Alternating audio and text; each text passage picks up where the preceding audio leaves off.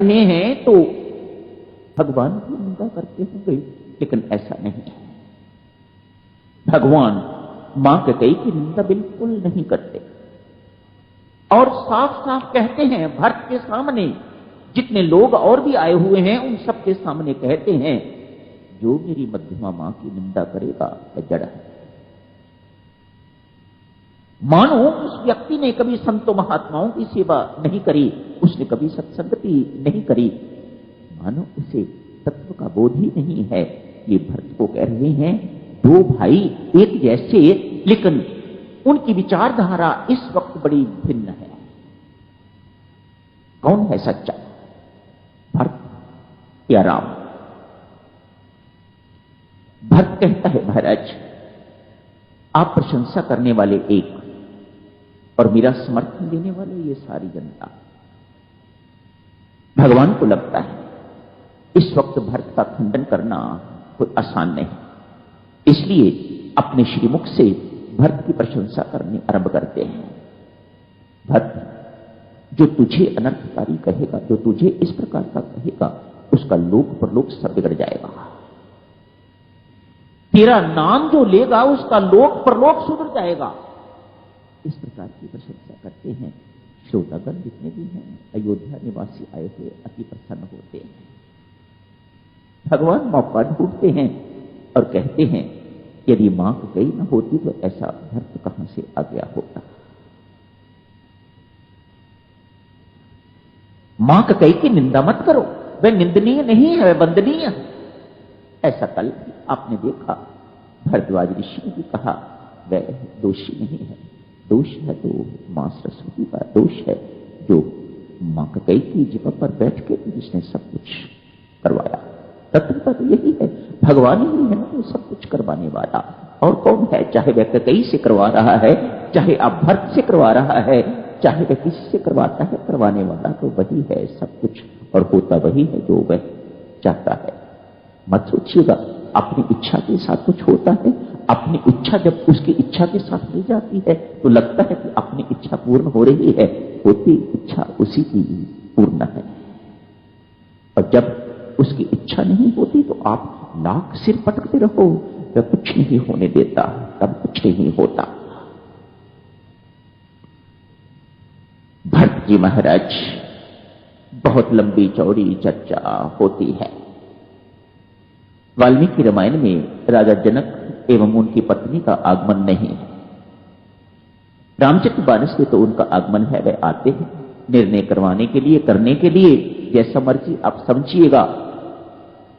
आखिर जीत भरत की ही होती है। देखने में तो यही लगता है राम जीत के, वह अपने प्रण का पालन कर रहे हैं। नहीं, भक्तजनों, जीत हमेशा प्रेम की ही होती है। और प्रेम में यदि कोई हार भी जाता है तो वह भी उसकी जीत ही होती है, वह उसकी हार नहीं होती। आप जैसी मर्जी कहो, जीत तो भरत जी महाराज की ही हुई है। ठीक है महाराज, मैं राज्याभिषेक के लिए सामग्री आपके लिए लेके आया हुआ था। राज्याभिषेक के समय अयोध्या में परंपरा इस प्रकार की है, राजा को खड़ाऊं पादुका पहनाई जाती है। तो भरत जी महाराज सारी सामग्री जो उनके लिए तैयार करी हुई थी उसमें खड़ाऊं भी हैं। ठीक है महाराज, आप इन खड़ाऊं पर अपने चरण धर दीजिएगा, मैं ये खड़ाऊं लेके वापस जाऊंगा। भगवान ही तो है ना मेरी माताओं सज्जनों, मान जाओ इस बात को, वही हैं सब कुछ करवाने वाले। वे अति हर्षित हुए हैं भरत की बात सुन के। एक क्षण नहीं उन्होंने सोचने में लगाया। जैसे ही भरत जी महाराज ने नीचे पादुका रखी हैं, भगवान ने अपने चरण पादुका पर रख दिए, डाल दिए।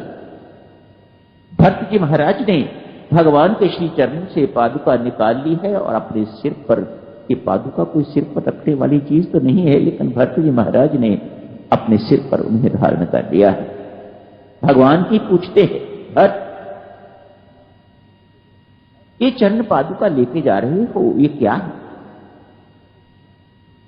महाराज, संसार की दृष्टि में तो ये चरण पादुका है, मेरी दृष्टि में तो ये सीताराम।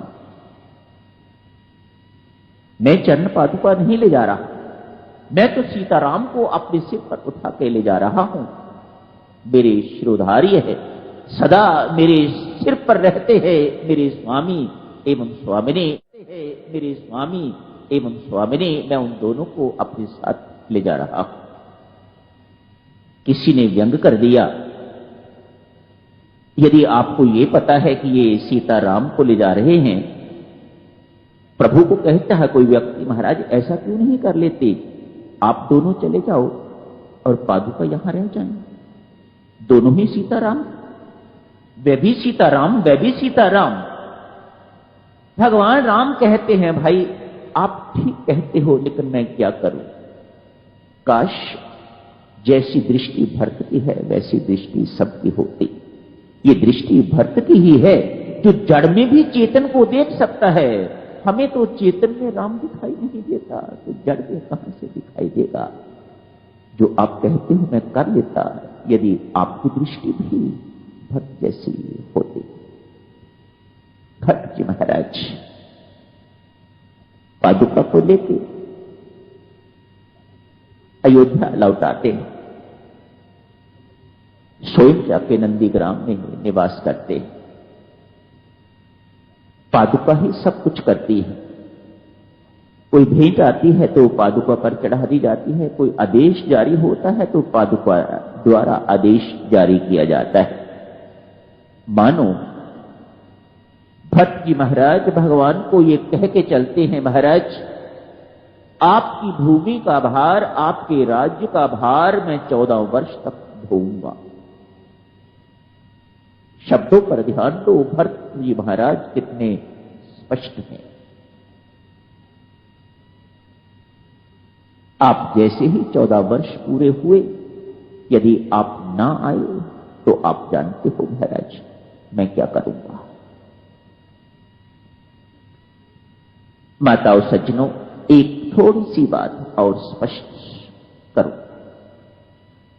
भरत जी महाराज की भूमिका जैसे लक्ष्मण जी महाराज की भूमिका रामायण में गुरु की है, आचार्य की है, वे राम को भी उपदेश देते हैं। भरत जी महाराज की भूमिका श्री रामायण जी में एक वैद्य की भूमिका है, एक डॉक्टर की भूमिका है। भगवान राम मां कैकेयी की भूरी भूरी प्रशंसा करते हैं। क्यों? वे उन्हें मां मानते हैं।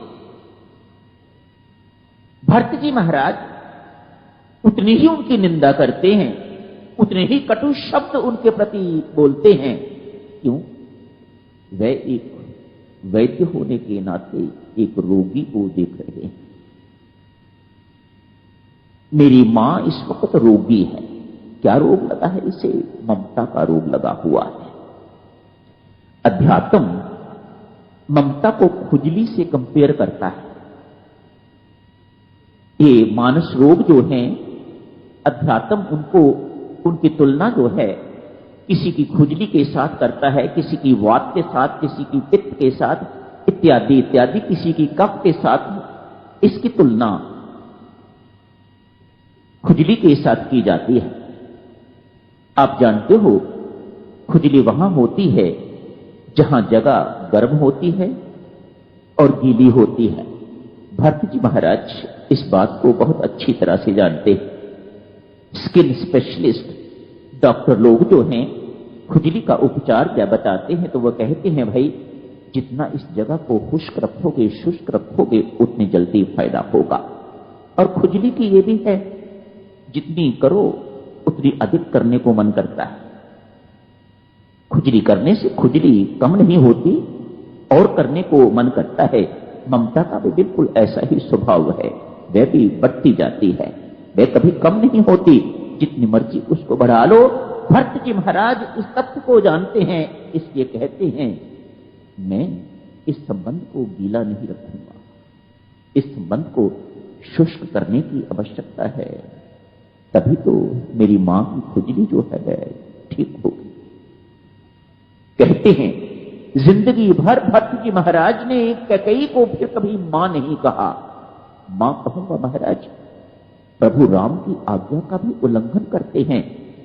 मेरे कहने से एक बार मां कहो, कहता है महाराज आप जो मर्जी कहो मैं करने को तैयार हूं, लेकिन मैं कहीं को मां नहीं कहूंगा। इसी मां के कारण तो अनर्थ हुआ है, इसी मां पुत्र के संबंध, इसी ममता के कारण पहले अनर्थ हुआ है। अब मैं एक बार फिर इन्हें मां कह दूंगा तो ना जाने क्या अनर्थ हो जाएगा। क्षमा करें प्रभु, मैं ये आपकी बात नहीं मान सकता। रोगी को दवाई कड़वी दी जाती है या मीठी,